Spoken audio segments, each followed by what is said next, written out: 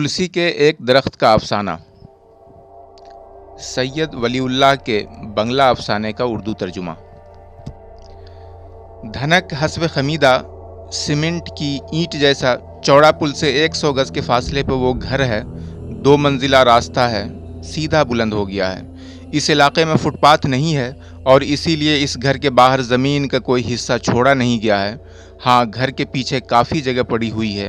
غسل خانہ، باورچی خانہ، بیت الخلاء اور ان کے درمیان کشادہ صاف ستھری جگہ کے علاوہ بھی اور کافی جگہ موجود ہے جس میں آم، جامن اور کٹہل وغیرہ کے جنگل لگے ہوئے ہیں۔ گھنی گھاس اور مرطوب زمین کی وجہ سے نم نم سی بو بھی ہر طرف پھیل رہی ہے۔ یہاں دن کو بھی شام جیسی تاریکی چھائی رہتی ہے۔ اتنی جگہ کے ہوتے سامنے کی طرف ایک ذرا باغیچہ کے لیے جگہ چھوڑ کر گھر بنانے میں آخر کیا حرج تھا؟ ان کے دل میں بار بار یہ خیال پیدا ہوتا ہے۔ متین کا خیال ہے کہ باغیچہ نہ صحیح، اگر ایک ذرا جگہ ہی چھوٹی ہوئی ہوتی تو وہ خود چند پودے لگا کے باغ بنا لیتا۔ وہ بڑی احتیاط سے موسمی پھول کے پودے لگاتا، گندھ راج سے کیاریاں سجاتا، بقول، حسن حنا اور 2-4 گلاب کے درخت لگاتا۔ پھر شام کے وقت وہ آفس سے واپسی پر وہاں پر بیٹھتا۔ بیٹھنے کے لیے ایک ہلکی بیت کی کرسی یا کینویس کی آرام کرسی خرید لیتا اور بیٹھ کے تفریحی باتوں میں وقت گزارتا۔ امجد کی حقہ پینے کی عادت ہے۔ وہ باغ کی عزت برقرار رکھنے کے لیے ذرا ایک خوبصورت سی گڑگڑی خرید لیتا اور شام کو آرام سے پیتا اور لطف اندوز ہوتا۔ قادر بھی قصوں کا رسیا تھا۔ ایک ذرا کھلی ہوا میں اس کا گلا قصوں سے بھر جاتا اور پھر حسن حنا کی لپٹوں میں وہ کس قدر محظوظ ہوتے۔ اور پھر چاندنی راتوں میں قصے کہانی کے بغیر بھی تو خاموش سکون سے لطف اندوز ہوا جا سکتا ہے۔ کیا چاند سا مکھڑا سامنے رکھ کر خاموشی سے بھی آسودہ نہیں ہوا جا سکتا؟ دفتر سے تھک تھکا کے پھرنے پر 2 منزلے کی سیڑھیوں پر چڑھتے وقت یہ باتیں برابر ان کے دل میں آیا کرتی تھیں۔ انہوں نے مکان پر قبضہ کر لیا ہے۔ یہ سچ ہے کہ قبضہ کرنے میں انہیں لڑنا جھگڑنا نہیں پڑا۔ یہ بھی نہیں کہ ان کی جسمانی قوت دیکھ کر لوگوں نے ہار مان لی ہو۔ تقسیم ملک کے ہنگامے میں یہ لوگ اس شہر میں نووارد کی حیثیت سے آئے اور ناامیدیوں کے ساتھ کسی جائے پناہ کی تلاش میں پھرتے رہے۔ ایک دن انہوں نے اس مکان کو دیکھا۔ مکان ایک عظیم الشان مکان جو جانداروں سے بالکل خالی سائیں سائیں کر رہا تھا۔ شروع میں تو انہیں کچھ خوف بھی ہوا، مگر پھر ساتھی سنگی کے زور پر تالا توڑ کر اس مکان پر قابض ہو گئے تھے۔ یہ لوگ بیساکھ کے مہینے میں آم توڑنے اور کھانے کے فوری نشے میں ایسے از خود رفتہ ہوئے کہ انہوں نے اس معاملے کو دن دوپہر کی ڈکیتی سمجھا ہی نہیں۔ اگر کسی وقت خلاف آئین یا غلط کام کرنے کا خیال بھی پیدا ہوتا تو تیز قہقہوں والی ہنسی کے طوفان میں اس کا بوجھ ہلکا ہو جاتا۔ شام کے قریب جب شہر میں ان خوش نصیبوں کی کامیابی کی اطلاع پھیل گئی، اس وقت محروم رہنے والوں کی آمد شروع ہوئی۔ ایک چھت کے نیچے قیام کی جگہ پانے کی آس میں ان کی جماعتیں یک کے بعد دیگرے آنے لگیں، مگر ان قابضوں نے انہیں گھسنے نہ دیا۔ کیا ڈکیتی کا ارادہ ہے؟ انہوں نے ٹھنڈے مزاج سے کہا، جگہ کہاں؟ سارا گھر تو بھر گیا ہے۔ دیکھیے، اس چھوٹے اندھیرے کمرے میں بھی 4 بستر لگے ہوئے ہیں۔ ابھی تو بستر ہیں، پھر 6 بائی 3 فٹ کی چوکیاں بھریں گی۔ 6 ہی کرسیاں اور میزیں آنے پر گھر میں کوئی رہ سکے گا؟ دوسرے نے ہمدردانہ طور پر کہا، ہمیں تکلیفوں کا احساس ہے۔ ہم نے بھی یہ چند روز بڑی تکلیفوں میں گزارے ہیں۔ آپ کی قسمت ہی خراب ہے۔ 4 کیا، بس صرف 2 گھنٹے پہلے ہی اکاؤنٹس ڈپارٹمنٹ کے ایک موٹے آدمی نے آ کر وہ نیچے کی منزل کے کونے والے کمرے پر قبضہ کیا ہے۔ اگرچہ وہ کمرہ راستہ کے اوپر ہے، پھر بھی برا کیا ہے؟ جنگلے سے ملی ہوئی سرکاری راستے کی روشنی ہے۔ اگر کبھی گھر کی بتی بجھ بھی جائے تو کمرہ اندھیرا نہیں رہے گا اور مزے میں رات گزر جائے گی۔ سارے ملک میں شدید بحرانی کیفیت تو ضرور پیدا ہو گئی ہے، لیکن پھر بھی کسی حصے میں مگوں یا لٹیروں کی حکومت نہیں ہے، اور اسی وجہ سے اس غیر قانونی کام کا تدارک کرنے کے لیے بعد میں پولیس بھی آئی تھی۔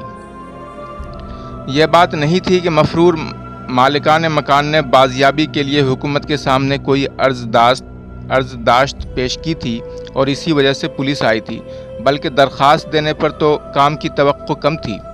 جو لوگ جان کے خوف سے اتنے سے بڑے گھرانے کو صرف 2 دنوں کے اندر اندر دیش سے غائب کر سکتے ہیں، ان کے متعلق ایسا سوچنا زیادتی ہوگی۔ پولیس تک انہی لوگوں نے یہ خبر پہنچائی تھی جو شہر کے دوسرے حصوں میں کسی مکان پر غاصبانہ قبضے کی فکر میں پھرتے رہے تھے اور 4 گھنٹے یا 2 گھنٹے پہلے آ کر خوش نصیبوں کی فہرست میں اپنا نام نہیں لکھا سکے تھے۔ یہ تو بس قسمت کی بات تھی، مگر ان کا یہ قول ہے کہ ہم بد نصیب ہو سکتے ہیں، تو یہ قبضہ کر لینے والے کیوں خوش نصیب بنیں گے؟ اپنی خوش قسمتی کی بقا کے لیے بے ضرر لوگ بھی ضرورت سے مجبور ہو کر لٹھ بازی پر اتر آیا کرتے ہیں۔ واقعی طور پر اگرچہ لٹھ بازی نہیں ہوئی، مگر ان لوگوں نے پولیس کے لوگوں سے سب باتیں کچھ اس طرح سمجھا دیں کہ سب انسپکٹر نے دوبارہ کچھ پوچھے بغیر انہیں حق بجانب کہہ کے واپسی کی راہ لی۔ اسے اوپر رپورٹ تو دینی ہی تھی، اس لیے اس نے تو کچھ اس طرح کی پیچیدہ رپورٹ دی کہ اوپر والوں کو بھی بلا کچھ کہے اسے داخل دفتر ہی کر دینا پڑا۔ اور پھر اس میں عجلت کی ضرورت ہی کیا ہے؟ جو لوگ مفرور ہو گئے ہیں ان کے ساتھ اتنی ہمدردی کی کیا ضرورت ہے؟ جب تک مالک مکان خود آ کر کچھ نہ کہیں، ان کے معاملے میں اس قدر درد سر پیدا کرنے کی بھی کیا ضرورت ہے؟ مزید برآں یہ لوگ کلرک ہوتے ہوئے بھی آخر شریف لوگوں کی اولاد ہیں، ان کے قابض رہنے سے کم از کم یہ تو یقین ہے کہ دروازہ جنگلہ محفوظ رہے گا۔ یہ خود اسے توڑ کر خرد برد کرتے نہیں ہیں، اسی لیے اس معاملے میں درد سری کی کوئی ضرورت نہیں ہے۔ یہ گھر راتوں رات ٹھیک ٹھاک ہو گیا۔ یہ لوگ کلکتہ کے باشندے تھے اور بلیک مین لین، خلاصی پٹی، بیٹھک خانہ، دفتری پٹی، سید صالح لین یا تمباکو کے کاروباریوں کے ساتھ چمرو، خانسامہ لین وغیرہ میں بدبودار علاقوں میں رہ کر آئے تھے۔ اس گھر کے کمرے وسیع اور نیلی کوٹھی کی وضع کے بڑے بڑے جنگلے اس کی دیواروں میں لگے ہوئے تھے۔ پشت کی جانب وسیع صحن اور اس کی پشت پر آم، جامن اور کٹہل کے جنگل بنے ہوئے باغ موجود تھے۔ پھر نہ پوچھئے کہ ان لوگوں کو اس مکان میں کس درجہ لطف حاصل ہوا۔ یہ ٹھیک بھی ہے کہ ان میں سے ہر ایک نے لاٹ صاحبی کر کے ایک ایک کمرے پر قبضہ نہیں کیا تھا، تاہم کشادہ کمروں میں بلا تعرض پاک و صاف ہوا کی آمد اور روشنی کی بہتات نے انہیں بے حد مسرور بنایا تھا۔ ایسا معلوم ہوتا کہ اب زندگی عیش و آرام سے بسر ہوگی اور اس گھر کی روشنی اور ہوا سے جو خون پیدا ہوگا وہ جسم میں نئی زندگی کی لہر دوڑائے گا۔ ہزاروں کمانے والوں کی طرح منہ کی رونق بھی بڑھے گی اور جسم ملیریا اور کالا آزار وغیرہ کے جراثیم سے نجات پا جائے گا۔ یونس میکلاوڈ اسٹریٹ میں رہتا تھا۔ اس راستے کا نام تو صاحبانہ طرز کا تھا، مگر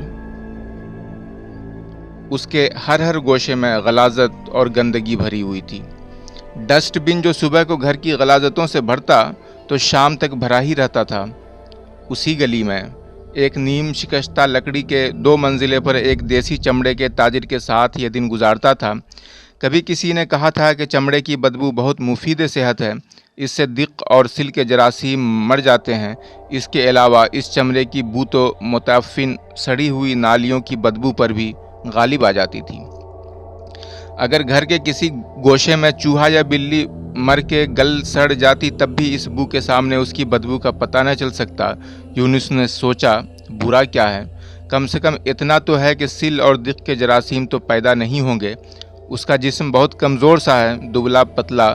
یہاں دوسری منزل پر دکھن جانب کے کمرے میں جنگلے کے قریب لیٹ کر دھوپ کی سنہری کرنیں دیکھ کے اسے میکلاوڈ اسٹریٹ کا گھر یاد آتا اور اس کا بند کانپ جاتا۔ وہ سوچتا، اتنے دنوں میں نہ جانے کیا کچھ ہو چکا ہوگا، بہتر ہوگا کہ ڈھاکہ کے کسی ڈاکٹر کو سینہ دکھا لیا جائے۔ احتیاط اسی میں ہے، اور پھر اس میں حرج ہی کیا ہے؟ اندر باورچی خانہ کے بائیں جانب آدھ ہاتھ بلند ایک چوکور تھالی میں تلسی کا ایک درخت ہے۔ ایک دن صبح کے وقت نیم کی ایک شاخ لیے مسواک کرتے کرتے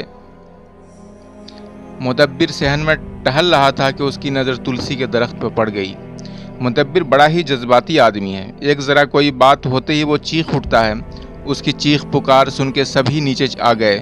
اس کی آواز پر اتنا تو سبھی کو شک ہوا کہ چاہے کوئی بڑی اہم بات نہ ہو مگر کچھ نہ کچھ تو ضرور ہی ہے۔ یہی تلسی کا درخت، اسے اکھاڑ پھینکنا ہوگا۔ اب جب کہ ہم لوگ اس گھر میں آ گئے ہیں تو اس میں کوئی ہندوانہ نشان نہ رہنا چاہیے۔ سبھی نے اس کی طرف دیکھا۔ کتھئی رنگ کے درخت میں گہرے سبز رنگ کے پتے کچھ مرجھائے ہوئے لگے ہیں۔ نیچے کئی دن کی بے توجہی کی وجہ سے گھاس بڑھ آئی ہے۔ تعجب ہے کہ اتنے دنوں تک اس پر نظر ہی نہ پڑی، جیسے کہیں چھپا ہوا تھا۔ وہ سب یک بیک حیران اور پریشان ہو گئے۔ انہیں جو مکان اس قدر خالی خالی معلوم ہو رہا تھا، اس میں سیڑھی کے گھر کے دیوار پر نومشق ہاتھ کا لکھا ہوا نام ہوتے ہوئے بھی یہ بھی بالکل ایسا ہی لاوارث معلوم ہوتا تھا کہ اس کی صورت ہی بدل گئی۔ یہ تلسی کا درخت، ایک حیرت خیز منظر، اسے دیکھتے ہی سب باتیں ذہن میں آ گئیں۔ ان کی خاموش حیرانی دیکھ کر مدبر نے پھر زور سے کہا، کیا سوچتے ہو؟ کوئی بات نہیں، اسے اکھاڑ ہی پھینکو۔ ہندوؤں کے رسم و رواج کو یہ اچھی طرح نہیں جانتے۔ انہوں نے کہیں سے سن پایا تھا کہ ہندوؤں کے گھر میں ہر روز شام کو گھر کی مالکہ تلسی کے درخت کے نیچے شام کا چراغ جلایا کرتی ہے اور سر آنچل ڈال کے اسے پرنام کرتی ہے۔ گھاس بڑھ جانے کے باوجود یہ ثابت ہوتا ہے کہ اس درخت کے نیچے بھی کوئی ہر شام چراغ جلاتا اور پرنام کیا کرتا تھا۔ آسمان پر جب شام کا تارا اپنی طاقتور شعاعیں دکھا کر اپنے وجود کا یقین دلاتا، ٹھیک اسی وقت گھنے سائے کے نیچے سندور کی خونی آمیزش سے ایک خاموش چراغ ہر روز سکھ شانتی کی آشا لیے جلا کرتا۔ ممکن ہے مدتوں اور برسہ برس تک وہ اسی طرح جلتا رہا ہو۔ گھر پر بد اقبالی نے سایہ ڈالا ہے اور ممکن ہے کسی کی زندگی کا چراغ بھی بجھ گیا ہو، مگر اس درخت کے سائے تلے والا چراغ اپنی لو سے ضیا پاشیاں کرتا ہی رہا۔ گھر کی جس مالکہ نے سال کے بعد سال اور دن کے بعد دن اس تلسی کے درخت کے نیچے چراغ جلایا، وہ نہ جانے آج کہاں ہے، اس گھر سے کیوں رخصت ہو گئی۔ معین ایک زمانے میں ریلوے میں ملازم تھا۔ وہ سوچتا ممکن ہے وہ کلکتہ گئی ہو یا آسنسول، ورنہ ہاورہ کے کسی رشتہ دار کے گھر۔ للوا بھی تو ہو سکتا ہے۔ ہاں، عظیم نے ریلوے یارڈ کے نزدیک ایک پرانے سیاہ 2 منزلہ مکان کے برآمدے پر چوڑے لال پاڑ کی ایک ساڑی تو سوکھتے دیکھی تھی۔ ممکن ہے وہ اس گھر کی مالکہ ہی رہی ہو، کہیں بھی ہو، مگر جب دن کے خاتمے پر تاروں کی چھاؤں سر پر سایہ افغن ہوگی، اس وقت اس تلسی کے درخت اور اس کے نیچے جلنے والے دیے کی یاد اس کے آنسوؤں بھری آنکھوں میں ضرور ہی آتی ہوگی۔ گزشتہ کل سے یونس کو زکام ہوا ہے، یہ بات اچھا رہے نا، ہم لوگ تو اس کی پوجا کرنے نہیں جاتے، بلکہ گھر میں ایک تلسی کے درخت کا رہنا اچھا ہی ہے۔ زکام میں اس کے پتوں کا رس مفید بھی ہے۔ مدبر نے ادھر دیکھا، غالباً سب کی یہی رائے تھی۔ ان سب میں عنایت ایک ذرا مذہبی قسم کا آدمی ہے، چہرے پر داڑھی ہے، 5 وقت کی نماز پڑھتا ہے اور صبح کو قرآن پاک کی تلاوت بھی کرتا ہے۔ وہ اب تک خاموش تھا۔ ہر روز شام کو اس گھر کی مالکہ کی نمناک آنکھوں کا منظر اس کی آنکھوں کے سامنے بھی پھرنے لگا۔ تلسی کا درخت خاموش براجمان رہا۔ کلکتہ میں ہر وقت اونگھ لانے والی آب و ہوا سے نجات حاصل ہو چکی ہے اور اب وہ اچھی آب و ہوا میں آ چکے ہیں۔ یہاں جمگٹھا بھی اچھا ہوتا ہے، آپس میں تو میں بھی ہوتی ہے، منہ میں کف، اور پھر بحث مباحثہ، سماجی، سیاسی اور اقتصادی ہر طرح کے مباحثے بھی ہوتے ہیں۔ اسی طرح قومی اور مذہبی باتیں بھی کبھی کبھی ہوا کرتی ہیں۔ وہی تو سب کی مجموعی طاقت کی وجہ سے اصل بات ہے کہ ہندوؤں کی پست ذہنیت اور ضد کی وجہ سے ملک تقسیم ہوا۔ پھر وہ ان کے مظالم، بے انصافیوں اور تنگ نظریوں کی بے شمار مثالیں پیش کرتے۔ اس طرح سب کے خون میں گرمی آ جاتی۔ اس جماعت میں بائیں بازو کے ایک سرگرم حامی مقصود میاں بھی ہیں۔ وہ کبھی کبھی مدافعانہ کلمات بھی کہتے ہیں۔ اس حد تک نہیں ہے۔ اچھا، اگر ہے بھی تو ہماری طرف سے کیا کمی ہوئی ہے؟ مدبر دانت پیسنے لگتا ہے۔ ہاں، بائیں بازو والے کے جسم میں تو خواہ مخواہ کانٹے چبھنے لگتے ہیں۔ انہیں ہمیشہ اپنا ہی قصور نظر آتا ہے۔ ہم حلف سے کہہ سکتے ہیں کہ انہی کا قصور ہے۔ وہ سالے بھی اسی طرح کا حلف اٹھا سکتے ہیں کہ ہمارا ہی قصور ہے۔ معاملہ ہی پیچیدہ ہے، جسے سمجھنا بھی مشکل ہے۔ بائیں بازو والوں کا حال تو اور بھی افسوسناک ہے۔ وہ کبھی یہ سوچتے ہیں کہ ممکن ہے ہم ہی صحیح راہ پر ہوں، پھر شک و شبے میں مبتلا ہو جاتے ہیں۔ یہ کانٹا ان کے بازو میں چبھا رہتا ہے، کبھی داہنے بازو اور پھر کبھی بائیں بازو میں، یہاں تک کہ وہ بائیں بازو میں چبھ کر ناپید ہو جاتا ہے۔ اسی لیے تو ان کو بائیں بازو والا کہا جاتا ہے۔ پائخانہ جاتے وقت باورچی خانہ کے بائیں جانب یہ تلسی کا درخت نظر آیا کرتا ہے۔ کسی نے اس کی گھاس وغیرہ کاٹ کر صاف کر دیا ہے۔ اس کے پتے سوکھ کر کتھئی رنگ کے ہو گئے تھے، مگر پھر وہ اپنی اصلی رنگت پا گئے اور لہلہا اٹھے۔ ان کی جڑوں میں کسی نے پانی بھی ڈالا ہے، مگر پانی ڈالنے والے کا پتہ نہیں۔ آخر آنکھوں کی شرم بھی تو کوئی چیز ہے۔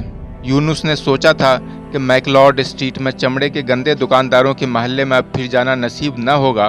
یہاں روشنی اور ہوا نے اسے کچھ دنوں کے لیے تازہ ہوا بخشی تھی، مگر اس کا یہ خیال غلط تھا۔ صرف یونس ہی کیوں، ہر ایک نے یہی سوچا تھا کہ اس گرانی کے زمانے میں چاہے عمدہ کھانا نہ نصیب ہو، خواہ گھر وہ روپیہ نہ بھیج سکیں، مگر ہوا اور روشنی کی غذا سے تو محروم نہ رہیں گے، اور یہ مکان ہی ایک نعمت ثابت ہوگا۔ مگر یہ سب ان سب کی غلطی تھی۔ لیکن وہ بات کے سامنے کھلی ہوئی زمین نہ تھی جہاں وہ باغیچہ لگا سکتے، اور کم سے کم گیندے کے پھولوں سے ہی دل بہلاتے۔ اگر ایسا ہوا ہوتا تو کتنی بڑی غلطی ہوتی۔ مدبر نے حیرانی اور پریشانی کے عالم میں آ کر کہا، پولیس آئی ہے؟ کیوں؟ خیال ہوا شاید کوئی اچکا یا اٹھائی گیرا کہیں سے بھاگ کر گھر میں پناہ لینے آ گیا ہے اور پولیس اس کی تلاش میں آ گئی ہے۔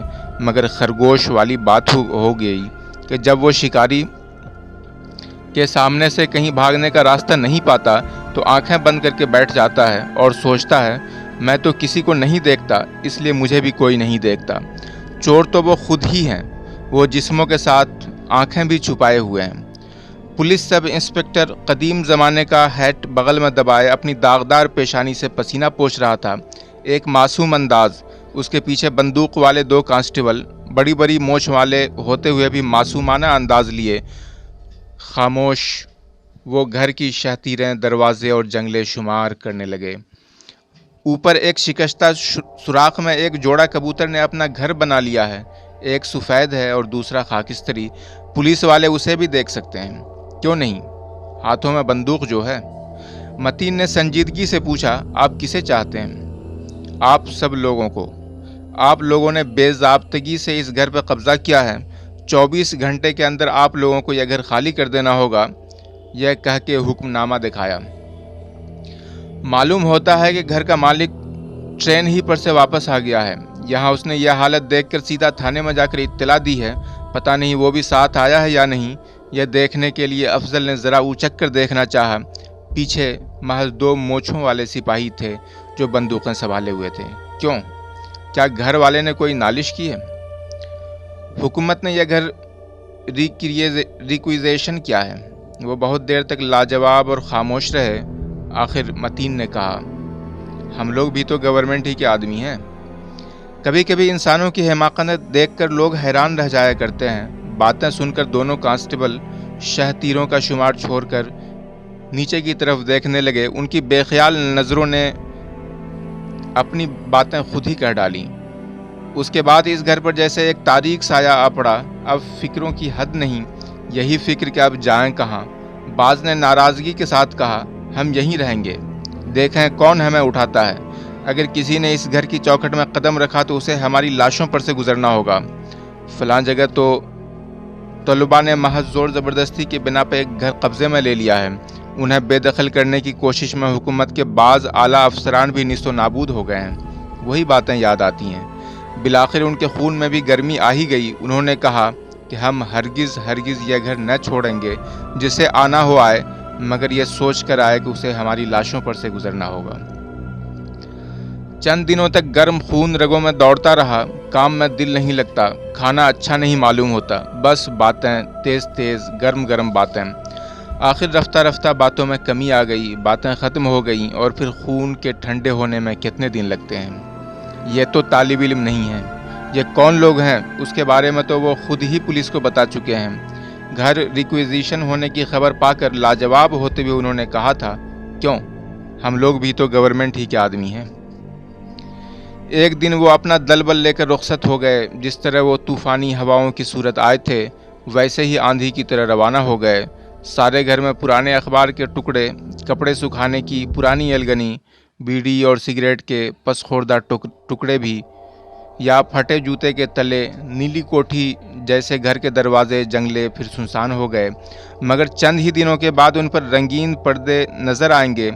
پیچھے باورچی خانے کے قریب تلسی کا درخت پھر سوکھنے لگا ہے، اس کے پتے پھر قطعی رنگ کے ہو گئے ہیں۔ جس روز پولیس نے آ کر گھر چھوڑنے کا حکم دیا تھا، اسی دن سے اس درخت کو پانی ملنا بند ہو گیا۔ تلسی کے درخت ہی کو نہیں، اس گھر کی مالکہ کی آنسو بھری ڈبڈبائی آنکھیں بھی کسی کو یاد نہ رہیں۔ وہ آنسو بھری آنکھیں کیوں نہ یاد آئیں، اسے کون بتائے؟